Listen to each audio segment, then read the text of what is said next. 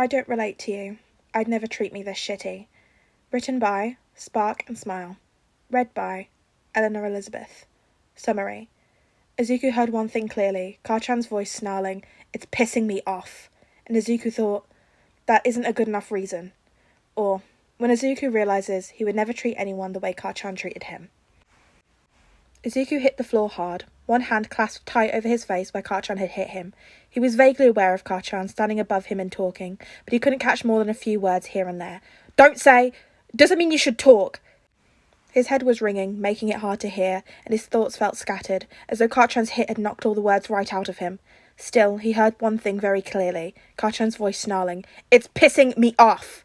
And Izuku thought, that isn't a good enough reason. He stared at Kaachan blankly, mind racing. After a moment, Kaachan turned and walked away, spitting some parting words at Izuku. "Don't follow me this time, Deku!" Izuku watched him go, thoughts still running a mile a minute. For once, though, he wasn't thinking about heroics, about how to beat this exam. Instead, Izuku was thinking about what had just happened. That wasn't a good enough reason. What would be? Izuku tried to put himself in Kaachan's shoes. Imagined he was taking the exam with someone else, Mineta maybe. Izuku disliked him on principle, same as Kaachan seemed to dislike Izuku. Why would he hit Mineta? If Mineta was making one of the girls uncomfortable again, maybe. That didn't apply here, though. The two of them were alone. Izuku stood as he thought, wandering in the vague direction of where he thought the gate was. It was slower going than he expected, his head still pounding and he felt dizzy and nauseous, but he couldn't properly concentrate, mind buzzing even as he focused on putting one foot in front of the other. Mineta was a bad example, he decided. He replaced Mineta with Ida. His friend could be frustrating at times, though Izuku knew he meant well.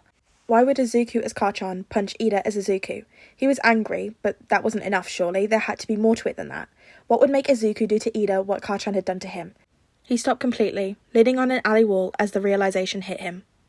Izuku wouldn't lash out at somebody trying to work with him to pass an exam. Kaachan had punched him, and Izuku hadn't hit him. This exam was important to him, and he wanted to pass, and Kaachan was making it harder. He had hit him, and he hadn't even considered trying to hurt him. It would be wrong. They weren't sparring. They were a team right now. So why was Bakugo allowed to hit him? Izuku let himself try one more time. The rules were different for him, always had been, so he did away with all the pretenses. Why would Izuku punch himself, if he were in Bakugo's place? He wouldn't. It would be wrong. It would be cruel and unheroic, and even if Izuku was a useless Deku, he wouldn't punch him just for talking, for trying to work together. It was like a switch had been flipped, like the ground had shifted underneath him, years and years of interactions being reframed. Middle school, elementary school, kindergarten, before they'd even known about his quirklessness. Every time the question, why would I treat me like this?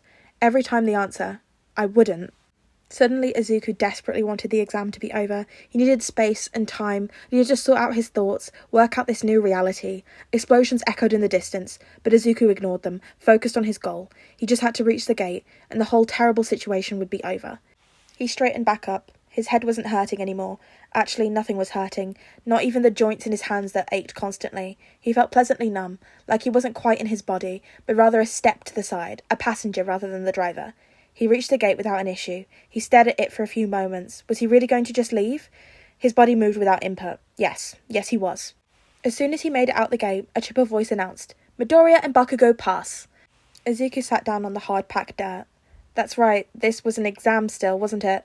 Well, he supposed he'd managed to pass it, somehow. Bakugo wouldn't be happy, he reflected. As if just thinking the words brought them forth into reality, Izuku heard the sound of explosions and shrieking draw closer. He tucked his head into his chest, bracing himself for the hit, even as he wondered if he'd feel it, outside of himself as he was. It never came. Instead, a large hand entered his field of view just after Bakugo, catching the swearing blonde by the shoulder. Izuku looked up at All Might. He was speaking to him, Izuku realised. He didn't look particularly happy that Izuku had managed to pass. He looked disappointed, if anything. Izuku should say something. That would be easier if he could hear anything other than the roaring in his ears. Instead, Izuku returned his gaze to the floor, counting grains of dust. Someone, probably All Might, hauled him to his feet, and Izuku followed him without protest to the observation room. It was pretty cool getting to see the teachers use their quirks firsthand. Izuku thought he'd be enjoying it, if he could feel anything. It didn't take long for Aizawa-sensei to get back and direct people to start getting on the bus. When Izuku stood, however, Aizawa shook his head. "Not you, problem child. Or you, Bakugo. We need to talk." Izuku sat back down and waited, ignoring the way Bakugo seemed to be trying to burn holes into the side of his head, using nothing but his eyes. "You two technically met the qualifications to pass," Aizawa began, only to be interrupted by Bakugo. "I don't want to pass like this! Fail me! Stupid Deku got in the way!" Aizawa barely blinked. That's good, because currently we're going to fail you. The aim of your exam was for you two to work together, so even though you technically met your objectives, you two will need to take a remedial class, after which you will have another go at working together again. Fuck that! Bakugo snarled. I'm not working with the nerd! Izuku came back to reality just enough to open his mouth and stick his foot in it. I'm not going to work with Bakugo-sensei. Aizawa-sensei stared at him, looking disappointed. Izuku didn't flinch. You have to be able to work with your rivals, Midoriya. It's important for your future as a hero. You will have to work with all kinds of other heroes. Nodding, Izuku agreed. I know I will, but not with Bakugo. I'm sorry if that ruins the plans you made, Sensei, but he was cut off by Aizawa. Kid, this rivalry isn't... Izuku interrupted him, vaguely impressed by his own daring.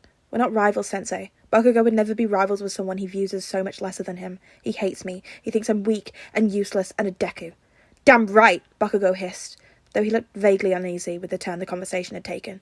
I'm not Bakugo's rival, Izuku continued, ignoring him. I'm not his friend or anything like that. Maybe Izuku wouldn't have said it in any other moment. He still believed Bakugo could be a hero, a great one, just not his hero. But fully dissociated, slightly concussed, and fresh off the back of an earth-shattering revelation, he was too tired to be careful with the truth. I'm just the person he hits when he's angry. He paused, before adding slightly unnecessarily, he's angry a lot. Aizawa-sensei looked completely thrown, like he wasn't sure where to go from here. Midoriya, what are you... Izuku stood up. I'm sorry to bother you, Sensei, but I think I need to go see Recovery Girl now. All Might said you didn't fight him, Aizawa pointed out. I didn't fight anyone, Izuku agreed. But that's never stopped me from getting hit. Excuse me. He left without waiting to be dismissed. Slinking onto the bus where his friends were waiting, Momo created an ice pack that Todoroki froze over, while Uraraka fussed over him, having him lean his head on her shoulder, and Ida checked his pupils and made him keep talking to ensure he didn't fall asleep. And Izuku thought, you wouldn't.